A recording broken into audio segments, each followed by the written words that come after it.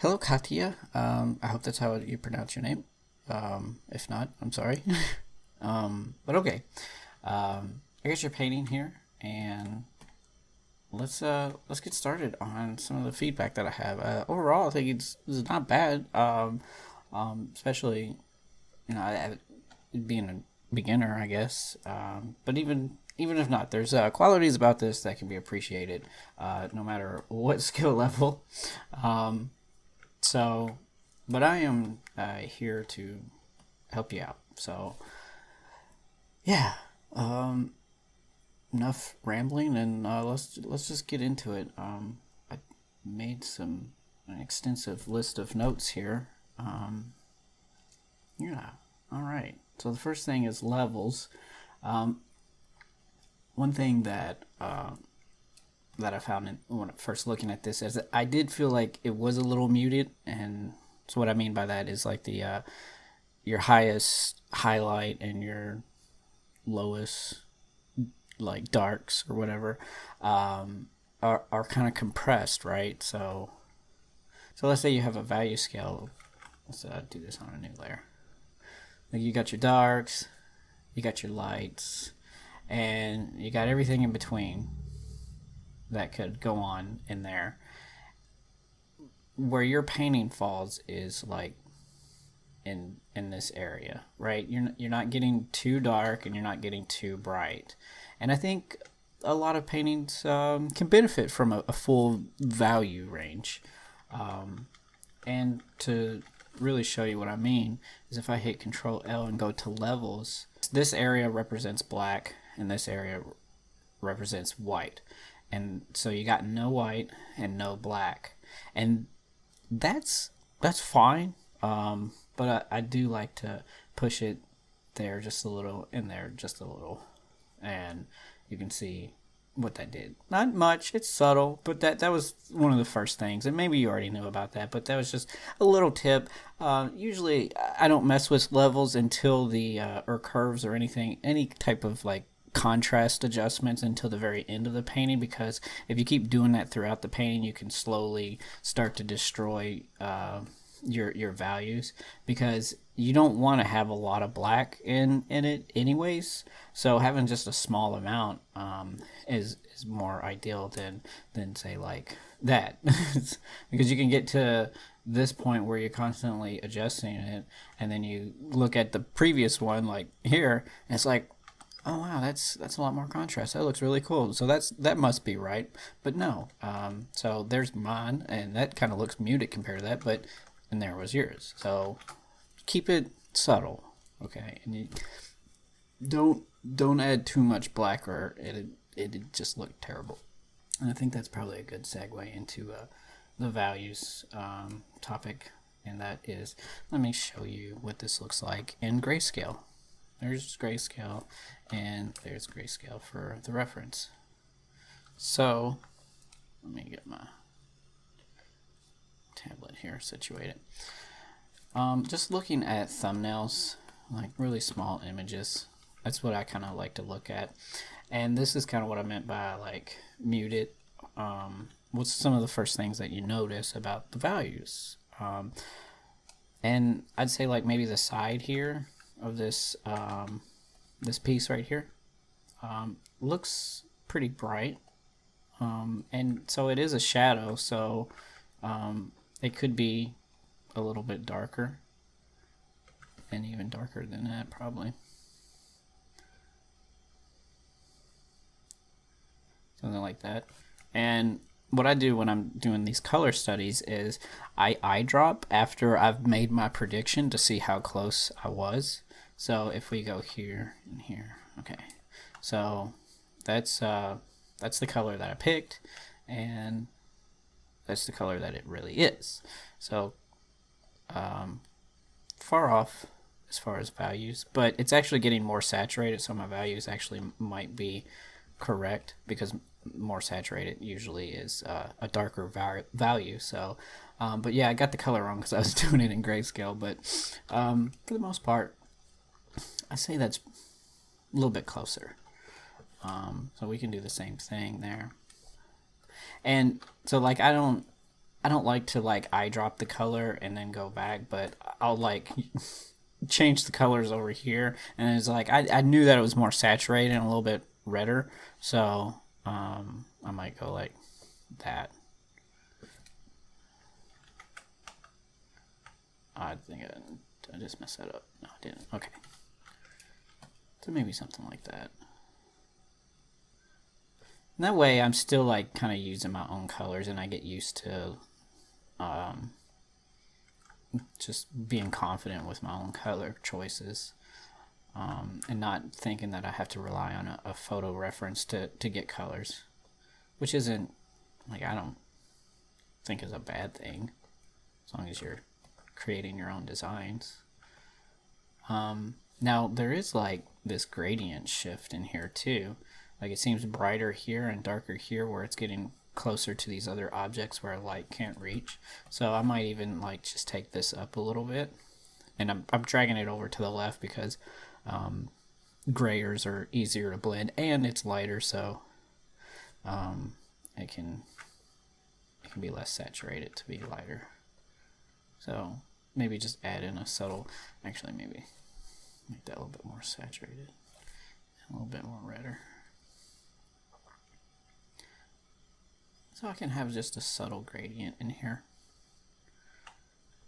And that goes for like all these little shapes in here. Like gradients really help. Like you can see here on this couch, like this is a lot brighter than the area over here. It's subtle. I said a lot, but I really mean it's subtle. But you can get a gradient in there.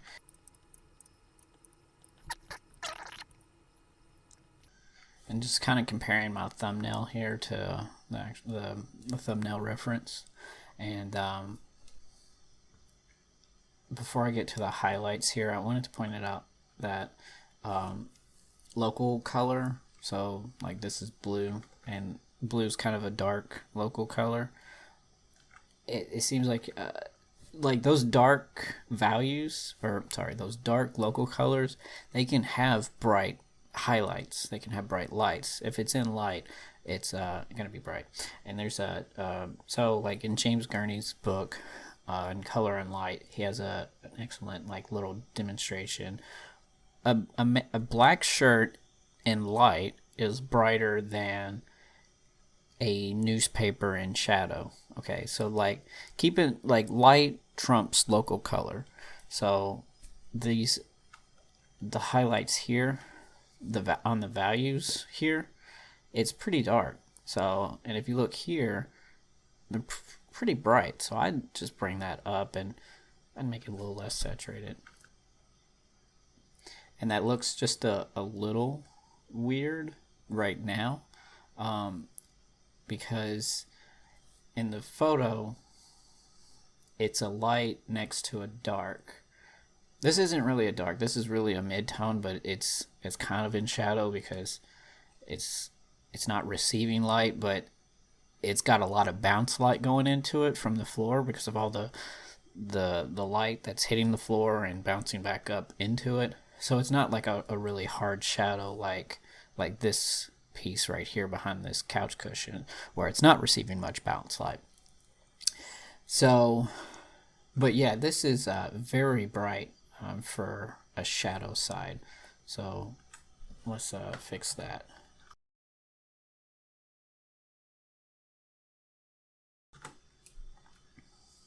So I'm just going to hit Control U and darken it a little bit. Not too much, like I don't want to make it like that dark because like I said, there's a lot of bounce light going in there, but maybe a little bit more saturated. So yeah, then let's look at this table. You can see how reflective this light is, or this table is. So, it's very bright, so that because of that reflectivity and the light coming in from the window is just hitting right on it.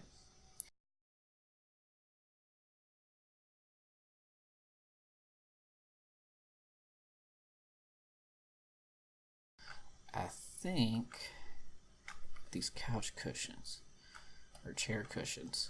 Yeah, I'm gonna make those a little bit brighter. See, since they're pretty saturated, and yeah, like that's a pretty high value, but it, like, as far as like going up and down, but if I go further to the left, it'd make it even higher value.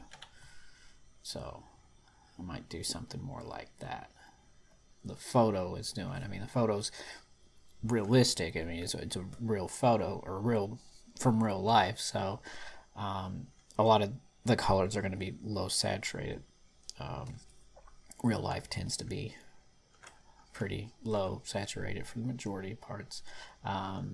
But we can, as artists, can change that. We can say if we want a little bit more orange here, we can add that. And as always, I like to flip the canvas just to get a fresh look on things.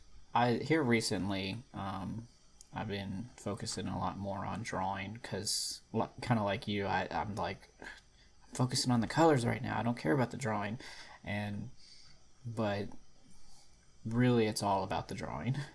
In the end, it's all about the drawing. It doesn't matter how pretty the colors are or values. I don't know if I'm kind of thinking out loud now. I'm kind of going in this artistic mindset where I'm just more of in a meditative state than painting, but I'm kind of thinking out loud. And maybe I don't agree with that, because abstract art has a certain appeal to it, and a lot of that, well, yeah, a lot of it, the drawing is awful, I think. But what really makes it so appealing is some of the colors in some abstract art. So it doesn't always matter about drawing, but it certainly helps when you're trying to draw things that isn't abstract. I like impressionistic work, though, where it's not always dependent on the drawing either. It's more on the colors. Like Monet's work is really good, and even Van Gogh has a certain kind of appeal to it. Like, his drawings weren't always really there, but like Starry Night, like the colors in it was really great and kind of innovative. I like using the polygon lasso tool to help with defining shapes, just creating these nice hard edges to add some clarity.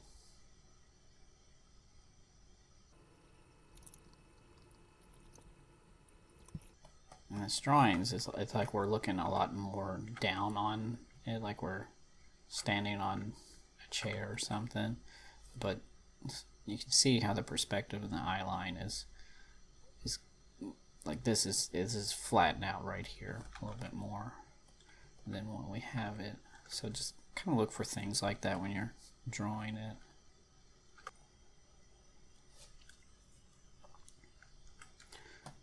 Something I found interesting with your drawing here is the values of the blanket here, or sorry, the hue, the color of it is more on the yellow side, but it's really like more on the blue side. So you drew it like just a little bit more yellow, but when I look at that, I think of a cool green. Something more of a warm green is like these trees here, or even the plants. But the plant you actually drew as more of a cool green, so these two could be flopped as far as the hues go. So for this, I'm going to add a little bit more of this cooler green. So just rough this in.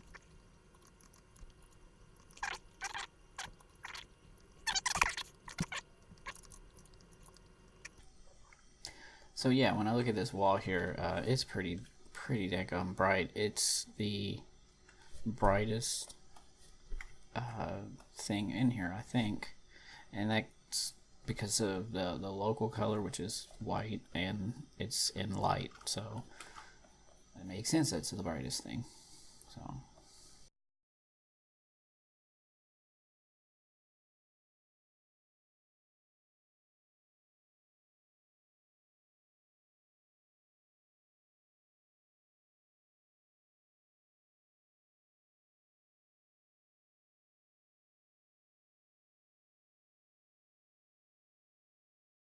You got some extreme lighting in this picture, really, and maybe that's more because it's kind of stage lighting, but I'm really just blowing everything up, I think. I liked your painting, really, when I'm seeing the results of this. But this is more what the photo is representing, I think. The shadows are pretty dark and the lights are pretty bright. And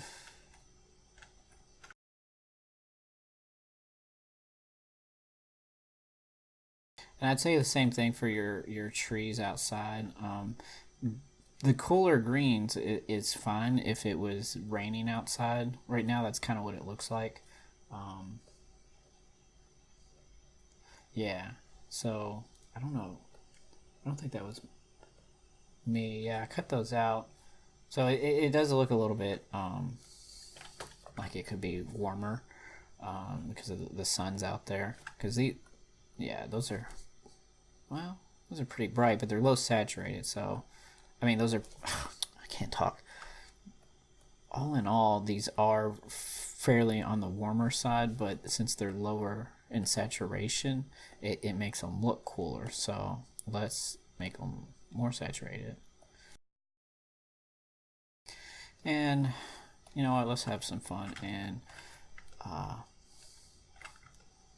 make this like really bright and warm. So if I go to color dodge, everybody's favorite tool, and then I don't know, let's go yellow, bright, just dab it, not that much. Let's turn our pressure sensitivity on. Okay. I'm not liking the results, so let's go to linear dodge and go darker. It's not bad, I guess. That's kind of too much, I think. But yeah, it's making it look really hazy on my Photoshop. Okay, there we go.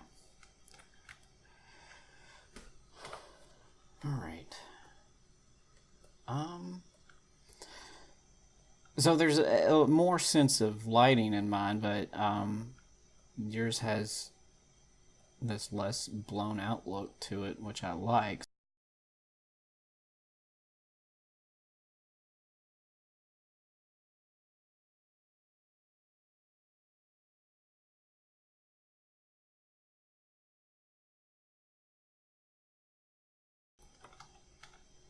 Something I like to do is duplicate the layer and then hit Control U and then bring the values down and then take an airbrush or sometimes a hard brush for like these harder shapes, these harder edge light, and like bring some of that back.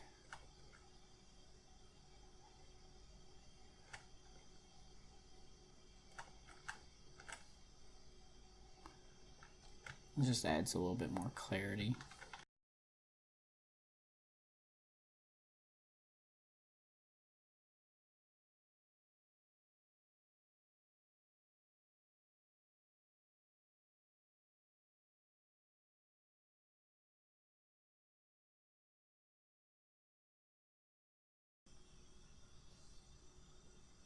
There. How is that? I always like to change, like this can like color balance, Control B, or up here in the filters.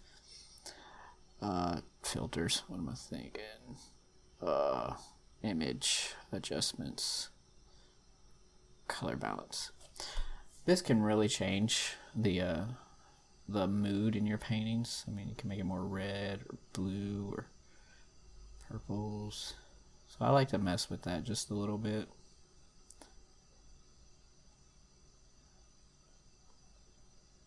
And see if there's something interesting there. Hit Control Z to, yeah, kind of like that. Which may not be what the reference was, but it could still be something interesting to look at. add some happy accidents in there. I like your painting because it's got more of that local color into it, and my revisions is got a lot of that the values in it. So almost gonna blend the two to a happy medium. There's like 70% of mine, so that looks kind of cool. All right, there's just one last thing that I want to mention before I go here, and I'll try to make this quick because I know the video is already getting long. But while I was working on this video, I just wasn't too happy with the way this turned out. It turned out similar to the lighting and the reference, but I didn't really like the reference, to be honest. And so what I did was I took your original one back from the start, and then I hit Control J and I lowered the value some, and then I started cutting out light with the polygon lasso, not the eraser. I'm just doing the deraser just for the sake of explanation. But I ended up with this, and I think this has a much more appeal than my other one, the reference, pretty much. And so this is because it now has a story to it. It's a very mediocre story, but it's not just like, what are we looking at here? Like, maybe we're looking at the couch, but everything's kind of lit the same way. There is no importance. So with this one, I think this one has a little bit more drama to it because, I turned off the reference. I didn't want to be distracted by the lighting with that, and I just kind of made up my own thing.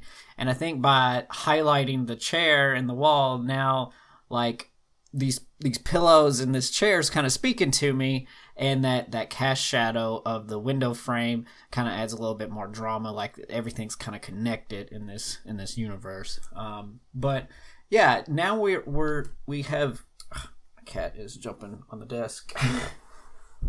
Go on now, go play. So yeah, it has a little bit more focus. We know exactly what to look at now, whereas this one, and honestly, this one, I don't know what I need to look at because everything's too contrasty here and everything's too muted here. So I think with something like this, it has that little bit more focus. And so that's all I wanted to say. Sorry I made it a longer video than it probably needed to be, but yeah. All right, thank you again. Hello everyone, welcome to this side of the internet. My name is Brandon, and today we're going to be talking about color and light. Color and light is probably the most enjoyable part of the painting process, at least I think. Determining that light source, the angle of the light source, the color of the light source, the colors that of the local color that you choose have the same scene but different colors of that scene can make it appear dramatically different. We're going to be talking about a lot of things. Bounce light, atmospheric perspective, some shadows. We're going to be having a couple demos in there, a few live paintings, a lot of fun. So, welcome to the color and light class, and let's get started.